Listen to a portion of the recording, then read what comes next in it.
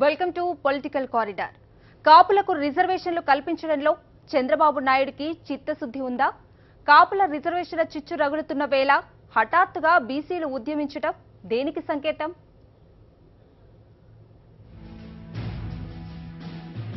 రాజకీయంగా తీవ్ర దుమారం రేపుతున్న కాపుల రిజర్వేషన్ అంశం ఇప్పుడు కొత్త మలుపు తిరుగుతోంది.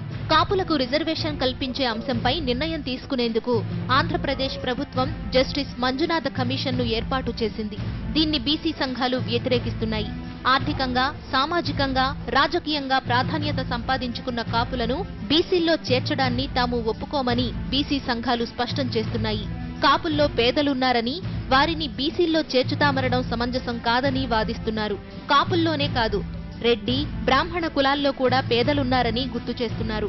పేదరికం ఏ కులంలో ఉన్నా దాన్ని నిర్మూలించాల్సిందేనని, అయితే దానికి రిజర్వేషన్లను సాధనంగా మార్చుకుంటామంటే ఒప్పుకోమని బీసీ సంఘం నేత ఆర్ కృష్ణయ్య స్పష్టం చేశారు. ఆంధ్రప్రదేశ్ ప్రభుత్వ నిర్ణయానికి వ్యతిరేకంగా కలెక్టరేట్లను ముట్టడించాలని బీసీ సంఘాలకు కృష్ణయ్య పిలుపునిచ్చారు. రిజర్వేషన్లు అనేది పేదరిక నిర్మూలన పథకం కాదు.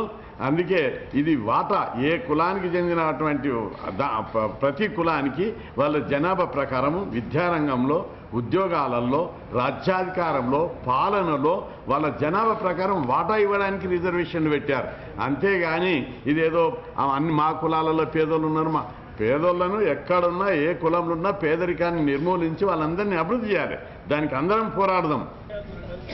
అటు ఆంధ్రప్రదేశ్ బీసీ సంఘాలు కూడా కాపులకు రిజర్వేషన్లు కల్పించడంపై ఆందోళన వ్యక్తం చేశాయి.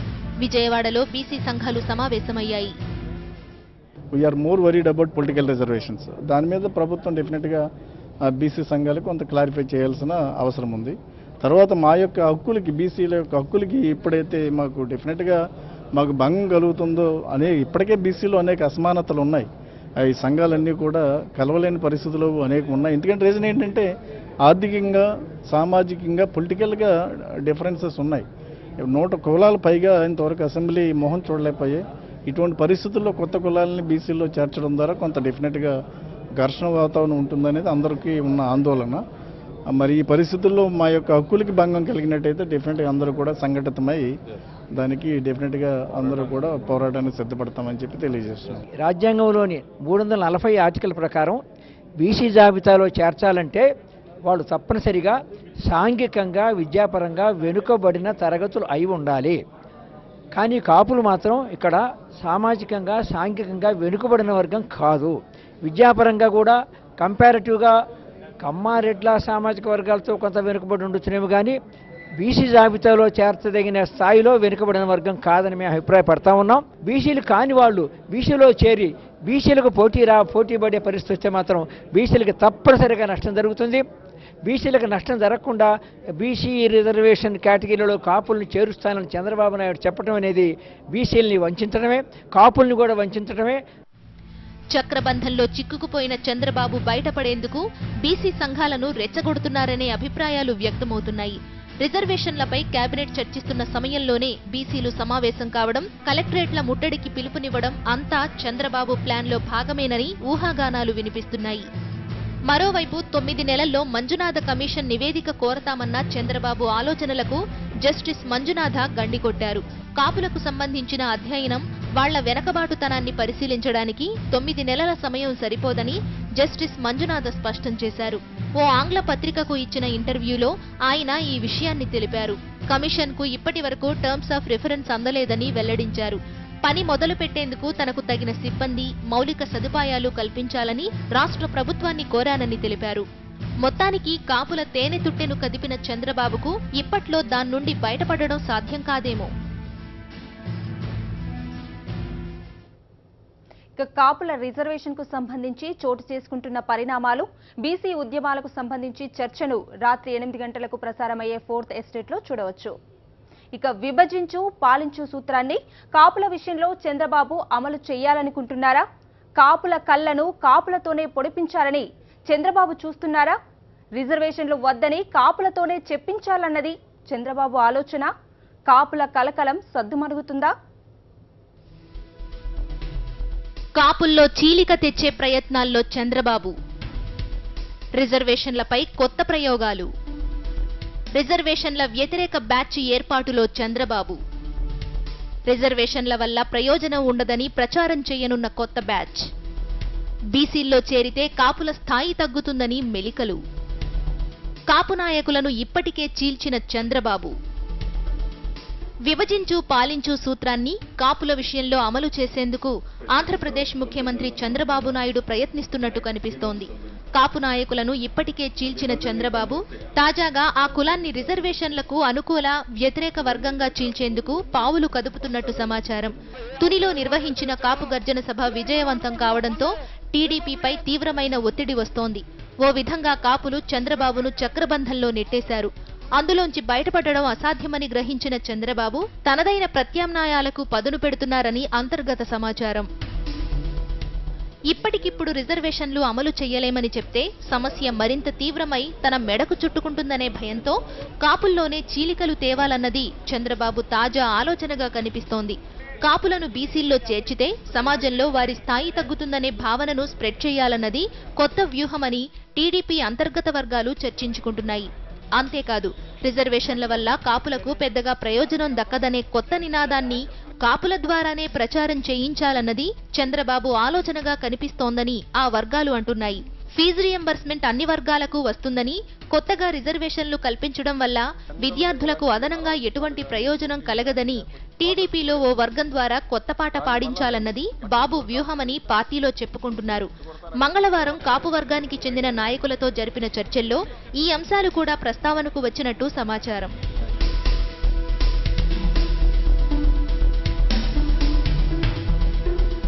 మంజునాథ కమిషన్ గడువు విషయం ఎలా ఉన్నా ఆ నివేదిక వచ్చే నాటికి మాకు రిజర్వేషన్లు అవసరం లేదని కాపులతోనే చెప్పించాలన్నది చంద్రబాబు ఎత్తుగడగా కనిపిస్తోంది. దీనికి సంబంధించిన ప్రణాళికకు ఆల్రెడీ ఓ రూపు వచ్చినట్టు సమాచారం. కాపు ఉద్యమానికి సమాంతరంగా రిజర్వేషన్లు వద్దనే ఉద్యమాన్ని స్టార్ట్ చేయించాలన్నది ముఖ్యమంత్రి ప్లాన్ అని టీడీపీ వర్గాలు చెప్తున్నాయి. ఇందులో భాగంగా కాపులు అధికంగా ఉండే ప్రాంతాల్లో సభలు, సమావేశాలు నిర్వహించడం, ప్రజాప్రతినిధులకు వినతి పత్రాలు అందజేయడం, దానికి విస్తృత ప్రచారం కల్పించడం వంటివి ఈ ప్లాన్లో భాగం కానున్నాయి. మొత్తానికి కాపు రిజర్వేషన్ ఉద్యమాన్ని కాపులతోనే కాపుల కన్ను పొడిపించాలన్నది చంద్రబాబు చాణక్య నీతిలా కనిపిస్తోంది. పొలిటికల్ కారిడార్ లో మరిన్ని వివరాలు చూసే ముందు విజయవాడలో ఏపీ సీఎం చంద్రబాబు నాయుడు మాట్లాడుతున్నారు. ఇప్పుడు ఆ లైవ్ చూద్దాం. ఓటేశారు, వన్ సైడ్గా ఓటేశారంటే మీరు చూస్తే first number 1 in the state west Godavari, 2 Anantapur, 3 east Godavari, 4 Visakhapatnam, మిగిలిన జిల్లాలన్నీ వరుసగా వస్తాయి. నేను ఈరోజు చెప్పడం కాకుండా పదే చెప్పాను, కాపులు ఎప్పుడు కూడా తెలుగుదేశం పార్టీని నమ్మారు. 1-2 సార్లు వేరే పార్టీలు వచ్చినప్పుడు తప్ప otherwise from West Godavari to Srikakulam one సైడ్గా మాకు ఓటేశారు. ఎప్పుడు వేశారు, ఓటు వేశారు. ఓడిపోయినప్పుడు కూడా 9 సీట్లు గెలిపించారు వెస్ట్ గోదావరి జిల్లాలో. నేనైతే 97 ఆ ప్రాంతంలో హరికేన్ తుఫాన్ వస్తే 99లో ఈస్ట్ గోదావరి జిల్లాలో 21 సీట్లు 20 సీట్లు గెలిపించారు. ఇవన్నీ కూడా గుర్తుంది. అయితే అందరినీ అకామిడేట్ చేసుకుంటూ మనం ముందుకు పోవాల్సిన అవసరం ఉంది. ఎవరికి అపోహలు రావడానికి వీలు లేదు. ఎన్నికల మేనిఫెస్టోలో చెప్పాం. మా కేబినెట్ సబ్ కమిటీ ఎప్పటికప్పుడు ఇవన్నీ వర్కౌట్ చేస్తారు.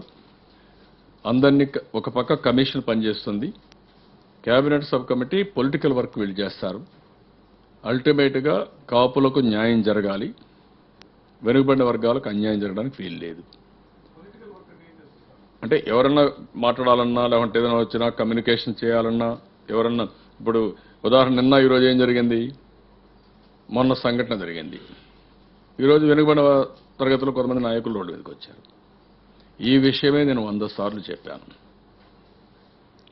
ఎవరైనా దీంట్లో రాజకీయ లబ్ధి కోసం ప్రయత్నం చేస్తే ఇది బూమ్రాంగ్ అవుతుంది, సున్నితమైన సమస్య జటిలం అవుతుందని చెప్పాను. ఈరోజు అడగడంలో తప్పు లేదు, చెప్పడంలో తప్పు లేదు. కానీ జరిగిన ఏంటి, ఇది ఒక అవకాశంగా తీసుకుని కాపులు ప్లస్ వెనుకబడిన వర్గాల్లో చిచ్చు పెట్టాలని ఒక వ్యక్తి ప్రయత్నం చేస్తే ఇది దుర్మార్గం. ఎక్కడి నుంచి వచ్చారు? ఈరోజు మీరు సోషల్ మీడియాలో చూస్తున్నారు, ముసుగులేసుకొని కాల్చడం ఏంటండి? ఎక్కడి నుంచి వచ్చారు వీళ్ళందరూ?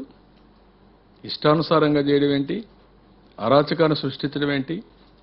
ఎక్కడన్నా ఈ ఏరియాలో ఈ సంస్కృతి ఉందా? ఎక్కడా లేని సంస్కృతి తీసుకొచ్చేసి ఇంకా కూడా సిగ్గుపడకుండా, కనీసం ప్రజలు చీకొడతా ఉంటే భయపడకుండా ఇప్పుడు కూడా ఎదురుదాడి చేసే పరిస్థితి వస్తున్నారంటే ఏమనాలి వీళ్ళ క్యారెక్టర్ని? ఎక్కడికి పోతున్నాం? ఈరోజు రాష్ట్రంలో మీరు చూస్తే మొన్నే ఇన్వెస్టర్స్ మీట్ జరిగింది. రేపు నుంచి ఎల్లుండి నుంచి ఇంటర్నేషనల్ ఫ్లీట్ రివ్యూ జరుగుతూ ప్రధానమంత్రి, ప్రెసిడెంట్ ఆఫ్ ఇండియా, 55 దేశాలకు సంబంధించిన ప్రతినిధులందరూ విశాఖపట్నంలో ఉండి ఆంధ్రప్రదేశ్ ప్రపంచం మొత్తం ప్రొజెక్ట్ అయ్యే సమయంలో ఈ పని వల్ల ఎవరికి లాభం అండి? రాష్ట్ర ప్రతిష్ట దెబ్బతిందా? మీకు రాష్ట్ర ప్రయోజనాలు పట్టవా? మీకు రాజకీయ ప్రయోజనాలు తప్ప ఇంకోటి లేవా? నేను ప్రపంచమంతా తిరిగి ఆంధ్రప్రదేశ్ని ప్రమోట్ చేయాలి, ఆ రోజు ఇన్వెస్టర్స్ మీట్ పెట్టమంటే కొంచెం ఖర్చు అవుతుందంటే పర్లేదు మాకు కావాలి, పెట్టాం. దానివల్ల 4,70,000 కోట్ల రూపాయలు పెట్టుబడులు మన మీద నమ్మకుండా వచ్చారు. అదే మరి international fleet review second time in India జరుగుతూ ఉంది. దట్టు ఈస్ట్ కోస్ట్కి వచ్చింది. విశాఖపట్నాన్ని ప్రమోట్ చేస్తే ఈ ప్రాంతం అంతా కోస్టల్ లెడ్ డెవలప్మెంట్ జరుగుతుంది, పోర్ట్ లెడ్ డెవలప్మెంట్ జరుగుతుంది. అందులో ఇది ఒక పెద్ద ఈవెంట్ అని దాన్ని ఆఫర్ చేసి ఈరోజు హోస్ట్ చేస్తున్నాం.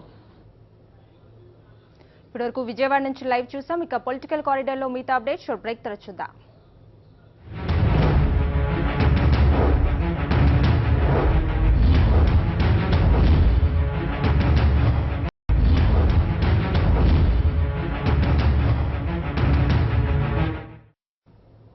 Welcome back to political corridor. Tadipatri MLA JC Prabhakar Reddy ఎక్కడా? గన్మెన్లను ఎందుకు వెనక్కి పంపించారు? టీడీపీ నాయకత్వం జేసీ బ్రదర్స్ ను పక్కన పెట్టిందా? జేసీ బ్రదర్స్ అలకకు కారణం ఏంటి? జేసీ బ్రదర్స్ ను తెలుగు తమ్ముళ్లు దూరం పెట్టడానికి కారణం ఏంటి? జేసీ బ్రదర్స్ కు ఝలక్. టీడీపీలో జేసీ బ్రదర్స్ కు ఎదురు దెబ్బలు. పార్టీలో తగ్గుతున్న ప్రాధాన్యం. బ్రదర్స్ ను దూరం పెడుతున్న అనంత తెలుగు తమ్ముళ్లు. అనుచరులకు పెయిడ్ గన్మెన్లు ఇవ్వడంపై జేసీ బ్రదర్స్ అసంతృప్తి. పట్టించుకోని చంద్రబాబు. తన గన్మెన్లను తిప్పి పంపిన జేసీ ప్రభాకర్ రెడ్డి. అజ్ఞాతంలో జేసీ ప్రభాకర్ రెడ్డి. అనంతపురం రాజకీయాలు హాట్ గా మారుతున్నాయి. కాంగ్రెస్ నుంచి టీడీపీలో చేరి ఎంపీ, ఎమ్మెల్యేగా గెలిచిన జేసీ బ్రదర్స్ ఇప్పుడు పచ్చ పార్టీలో ఇమడలేకపోతున్నారు. పార్టీలో చేరిన నాడు ఉన్న ప్రయారిటీ ఇప్పుడు ఇసుమంతైనా కూడా కనిపించడం లేదు. చంద్రబాబు వీళ్లను పూర్తిగా పక్కన పెట్టినట్టు కనిపిస్తోంది. జేసీ బ్రదర్స్ ప్రతిపాదించే ఏ పనిని కూడా ప్రభుత్వం పట్టించుకోవడం లేదు. తాజాగా చోటు చేసుకుంటున్న సంఘటనలు ఈ విషయాన్ని మరింత బలపరుస్తున్నాయి.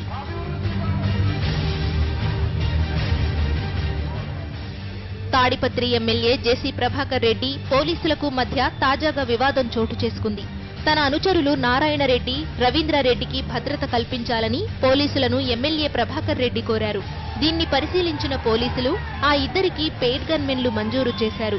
పెయిడ్ గన్మెన్లు ఇవ్వడంతో జేసీ ప్రభాకర్ రెడ్డి మనస్తాపం చెందినట్టు తెలుస్తోంది. ప్రభుత్వ తీరుకు నిరసనగా తనకు ప్రొవైడ్ చేసిన ప్రభుత్వ గన్మెన్లను వెనక్కి పంపించారు. గన్మెన్లు లేకపోవడంతో జేసీ ప్రభాకర్ రెడ్డి ఓ సురక్షిత ప్రాంతానికి వెళ్లినట్టు తెలుస్తోంది. ఆయన ఎక్కడికి వెళ్లారనే విషయాన్ని కూడా ప్రభుత్వ పెద్దలెవరూ పట్టించుకున్న దాఖలాలు లేవు. గతంలో రాప్తాడు నియోజకవర్గం పరిధిలో వైఎస్ఆర్సీపీ నేత ప్రసాద్ రెడ్డి హత్య కేసులో నిందితులకు సహకరించారనే ఆరోపణలపై ఇద్దరు పోలీసు అధికారులను బదిలీ చేశారు. దీన్ని తప్పుపట్టిన మంత్రి పరిటాల సునీత అప్పటికప్పుడు తన ఎస్కార్ట్ సిబ్బందిని, గన్మెన్లను వెనక్కి పంపారు. దీంతో ఆగమేఘాల మీద దిగివచ్చిన పోలీసు ఉన్నతాధికారులు బదిలీలను నిలిపేశారు. సేమ్ ట్రీట్మెంట్ తనకు వస్తుందని జేసీ ప్రభాకర్ రెడ్డి భావించారు. బట్ ఆయన ఎస్టిమేషన్స్ తప్పాయి. టీడీపీలో జేసీ బ్రదర్స్ హవా ఉండరాదన్న ఉద్దేశంతోనే కొంతమంది తెలుగు తమ్ముళ్లు కావాలనే ప్రాధాన్యం తగ్గిస్తున్నారని జేసీ వర్గీయులు ఆరోపిస్తున్నారు. జేసీ బ్రదర్స్ కు అవమానం జరగడం ఇదేం కొత్త కాదు. గతంలో లోకేష్ కూడా జేసీ దివాకర్ రెడ్డికి అపాయింట్మెంట్ ఇవ్వని విషయాన్ని జేసీ వర్గీయులు గుర్తు చేసుకుంటున్నారు. సాక్షి న్యూస్, అనంతపురం. ఇక తమ్ముళ్లతో విభేదాలు ఆనం బ్రదర్స్ రామనారాయణ రెడ్డి, వివేకానందరెడ్డికి సంకటం కాబోతున్నాయా? పచ్చ పార్టీలో చేరిన వారు ఎందుకు పచ్చగా కనిపించడం లేదు? టీడీపీలో ఆనం బ్రదర్స్ ఇమడగలరా? ఇద్దరు సోదరులు టీడీపీలో, ఇద్దరు సోదరులు వైఎస్ఆర్సీపీలో ఉండటం ఆనం వర్గీయులను సంకటానికి గురిచేస్తోందా? సింహపురి రాజకీయాలు ఏ మలుపు తిరగబోతున్నాయి? అయోమయంలో ఆనం వర్గం. టీడీపీలో చేరిన ఆనం రామనారాయణరెడ్డి, వివేకానందరెడ్డి. వైఎస్ఆర్సీపీలో చేరనున్న ఆనం విజయ్ కుమార్ రెడ్డి. వైఎస్ఆర్సీపీలో చేరే ఆలోచనలో ఆనం జయకుమార్ రెడ్డి. ఆనం సోదరుల చేరికను విభేదించిన జిల్లా టీడీపీ నాయకులు.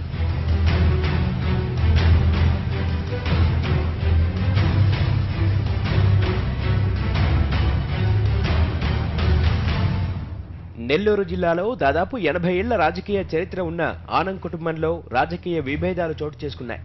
నెల్లూరు జిల్లా రాజకీయాల్లో తమకంటూ ప్రత్యేక స్థానం ఏర్పాటు చేసుకున్న ఆనం వర్గం ప్రస్తుతం అయోమయ పరిస్థితిని ఎదుర్కొంటోంది.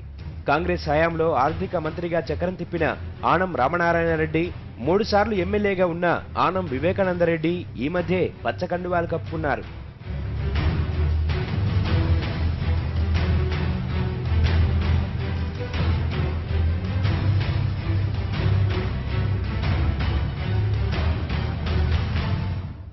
ఆనం కుటుంబంలో మరో సభ్యుడు ఆనం విజయ్ కుమార్ రెడ్డి త్వరలో వైఎస్ఆర్సీపీలో చేరనున్నారు. మరో సోదరుడు జయకుమార్ రెడ్డి కూడా వైఎస్ఆర్సీపీ వైపు చూస్తున్నారు. ఆనం సోదరులు కాంగ్రెస్ లో ఉన్నప్పుడు అన్న వివేకానందరెడ్డి వ్యవహార శైలి నచ్చక జయకుమార్ రెడ్డి కాంగ్రెస్ కు దూరంగా ఉన్నారు. కిరణ్ కుమార్ రెడ్డి సమైక్యాంధ్ర పార్టీ తరపున 2014లో నెల్లూరు సిటీ స్థానం నుంచి ఎమ్మెల్యేగా పోటీ చేశారు. ఆనం రామనారాయణ రెడ్డి ఆత్మకూరు నుంచి, ఆయన సోదరుడు ఆనం విజయ్ కుమార్ రెడ్డి నెల్లూరు రూరల్ నుంచి, ఆనం వివేకానందరెడ్డి కుమారుడు సుబ్బారెడ్డి నెల్లూరు సిటీ స్థానం నుంచి కాంగ్రెస్ అభ్యర్థులుగా పోటీ చేసి వైఎస్ఆర్ కాంగ్రెస్ పార్టీ చేతిలో డిపాజిట్ కోల్పోయారు.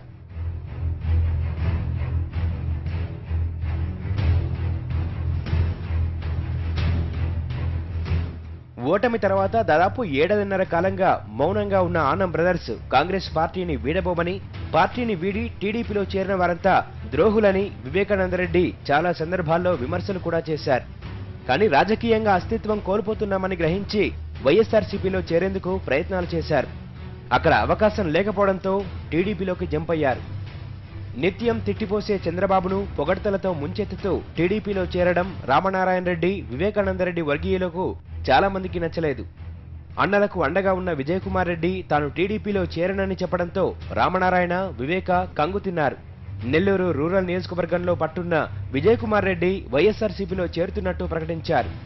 వైఎస్ఆర్ కాంగ్రెస్ పార్టీ జిల్లా నాయకత్వం మొత్తం, ఎంపీ గారు, వారి సోదరులు అందరూ కూడా సగౌరవంగా మా ఇంటికొచ్చి ఈ పార్టీలో నన్ను ఆహ్వానించడానికి మా ఇంటి దగ్గరకు వచ్చి పిలవటం అనేది, ఆ గౌరవం, వారు ఇచ్చినటువంటి ఆ గౌరవానికి నేను వాళ్ళందరికీ కూడా కృతజ్ఞతలు తెలుపుతున్నాను. అటు ఆనం బ్రదర్స్ చేరికలు నెల్లూరు జిల్లా టీడీపీ నాయకులకు మింగుడు పడడం లేదు. ఇన్నాళ్లు పోరాడి కాంగ్రెస్ నేతలతో తాము కలిసి పోలేమని టీడీపీ శ్రేణులు అంటున్నాయి. ఈ క్రమంలో ఆనం సోదరులు టీడీపీ కార్యక్రమాల్లో చురుగ్గా పాల్గొనలేకపోతున్నారు. ఇంటి దగ్గర మీడియా సమావేశాలకే వాళ్లు పరిమితమవుతున్నారు. రామనారాయణ రెడ్డి పూర్తి మౌనం పాటిస్తున్నారు. అమర్, కరస్పాండెంట్, నెల్లూరు. ఇక గ్రేటర్లో పోలింగ్ తగ్గడానికి కారణం ఏంటి? పోలింగ్ శాతం తగ్గటం ఎవరికి లాభం చేకూర్చనుంది? అధికార పార్టీకే మొగ్గుందంటున్న సర్వేలో నిజముందా? గ్రేటర్ను టీఆర్ఎస్ క్లీన్ స్వీప్ చేస్తుందా? గులాబీ పార్టీ సొంతంగానే మేయర్ పీఠం సాధిస్తుందా? ఇతర పార్టీలకు చెందిన వారిని కారులోకి ఎక్కించి అధికారం చేపడుతుందా? గ్రేటర్ ఫలితాలపై అన్ని పార్టీల్లో ఉత్కంఠ.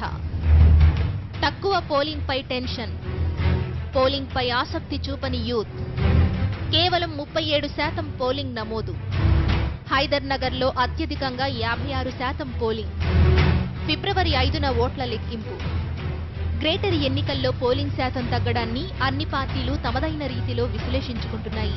అధికార పార్టీ భయోత్పాతం సృష్టించిందని, ఆ కారణంగానే చాలా మంది ఓటర్లు తమ ఓటు హక్కు వినియోగించుకోలేకపోయారని బీజేపీ ఆరోపిస్తోంది. జీహెచ్ఎంసీ ఎన్నికలపై ఏడాది కాలంగా అధికార టీఆర్ఎస్ కుట్రలు చేస్తోందని కమలనాథులంటున్నారు. ఓటర్లలో ఆసక్తి తగ్గడానికి గులాబీ నాయకులే కారణమన్నది బీజేపీ విశ్లేషణ. దీనికి అధికార టీఆర్ఎస్ బాధ్యత వహించాలని బీజేపీ డిమాండ్ చేస్తోంది. కాబట్టి 2 కారణాలు పోలింగ్ తగ్గడానికి. ఒకటి ముఖ్యమంత్రి గారు ప్లాన్లు, రెండోది పోల్ స్లిప్స్. బీజేపీ ఆరోపణలను టీఆర్ఎస్ కొట్టిపారేస్తోంది. తాము అధికార దర్పాన్ని ప్రదర్శించడం గానీ అధికార దుర్వినియోగానికి పాల్పడటం కానీ చేయలేదని టీఆర్ఎస్ నాయకులు స్పష్టం చేశారు. ఓటమికి కారణాలు చెప్పేందుకు ముందు నుంచే బీజేపీ నాయకులు బిల్డప్ ఇచ్చుకుంటున్నారని అధికార పార్టీ నాయకులు విమర్శిస్తున్నారు. అధికార దుర్వినియోగం చేస్తుంటే వాళ్ళు ఆరోపిస్తున్నట్టుగా ఇట్లా ఉండదు కదా ఎన్నిక. ఎక్కడ ఒక టీఆర్ఎస్ నాయకుడి మీద కేసు కూడా కాకూడదు కదా. కాబట్టి వాళ్ళు మాట్లాడతారు, ఏది పడుతుంది మాట్లాడతారు. ఓడిపోయేటోళ్ళు కుంటి సాకులు ముందే ఎత్తుకుంటారు, సహజంగా ఎత్తుకుంటారు. రేపు చెప్పాలి కదా వాళ్ళ అధిష్టానాలకు. రేపు నరేంద్ర మోడీ గారు, అమిత్ షా అడుగుతా, కిషన్ రెడ్డి ఏం చెప్పాలి? గిందుకు ఓడిపోయినా ఇప్పటి నుంచి తయారు చేసుకోవాలి 4 రోజులు కూర్చొని. అట్లే ఉత్తమ్ కుమార్ రెడ్డి గారు మళ్ళీ ఆయన చేసుకోవాలా? అందుకే ఎవరి కుంటి సాకులు లిస్టు వాళ్ళు ఇప్పుడే తయారు చేసుకుంటున్నారు. తప్పేం లేదు, వాళ్ళ పని వాళ్ళు చేస్తున్నారు. ఓటమిపై టీడీపీ మిత్రపక్షం బీజేపీ మాటల్నే రిపీట్ చేస్తోంది. అధికార పార్టీ ఆగడాల కారణంగానే ఓటింగ్ శాతం తగ్గిందని, ఓటింగ్ శాతం పెరిగుంటే తమకు ప్రయోజనం కలిగేదని విశ్లేషిస్తోంది. పార్టీల విశ్లేషణలు ఎలా ఉన్నా అసలు తీర్పు రావడానికి మరికొన్ని గంటలు సమయం మాత్రమే మిగిలి ఉంది. మంత్రి కేటీఆర్ కు ప్రమోషన్ ఇస్తానని చెప్పడం ద్వారా ముఖ్యమంత్రి కేసీఆర్ కేబినెట్ లో ప్రమోషన్స్, డిమోషన్స్ కి తెరదీశారా? గ్రేటర్ ఫలితాలను బట్టి మంత్రివర్గంలో మార్పులు, చేర్పులు ఉండబోతాయా? ఇంతకీ గ్రేటర్ టెన్షన్ ఎవరికి? Greater promotions, demotions. అధికార టీఆర్ఎస్ లో గ్రేటర్ ఉత్కంఠ. ఫలితాలను బట్టే నేతల భవిష్యత్.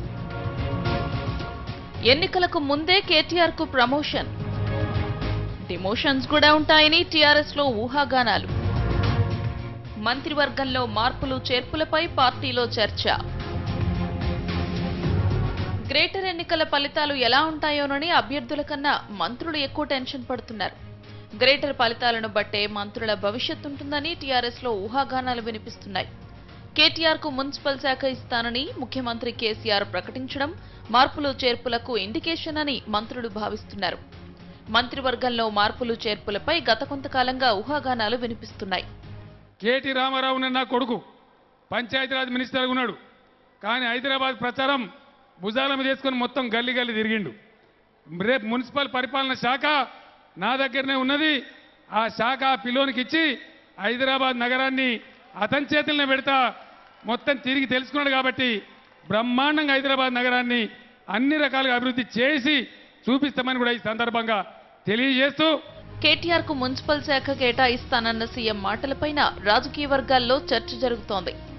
కేటీఆర్ ఇప్పటికే ఐటీ, పంచాయతీరాజ్ శాఖ నిర్వహిస్తున్నారు.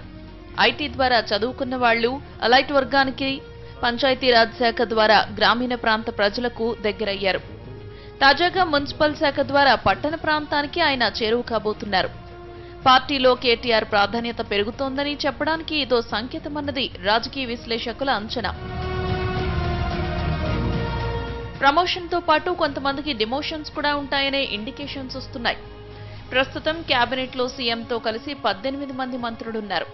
కొత్తగా ఎవరైనా చేర్చుకోవాలంటే వీరిలో నుంచి ఒకరిని తొలగించాల్సిందే. చీఫ్ విప్ కొప్పుల ఈశ్వర్ను కేబినెట్లోకి తీసుకుంటామన్న ప్రామిస్ ఇంకా అమలు కాలేదు. అలాగే మహిళలకు కూడా కేబినెట్లో ప్రాతినిధ్యం లేదు. మార్పులు, చేర్పుల్లో ఈ అంశాలపై ముఖ్యమంత్రి కేసీఆర్ దృష్టి పెట్టే అవకాశం ఉంది. గ్రేటర్ ఫలితాలను బట్టి మార్పులు, చేర్పులు ఉండే అవకాశం ఉంది. ఇది ఇవాల్టి పొలిటికల్ కారిడార్. ఇప్పుడు బ్రేక్ తీసుకుందాం. బ్రేక్ తర్వాత 4th ఎస్టేట్ చూద్దాం. Stay tune to Sakshi news.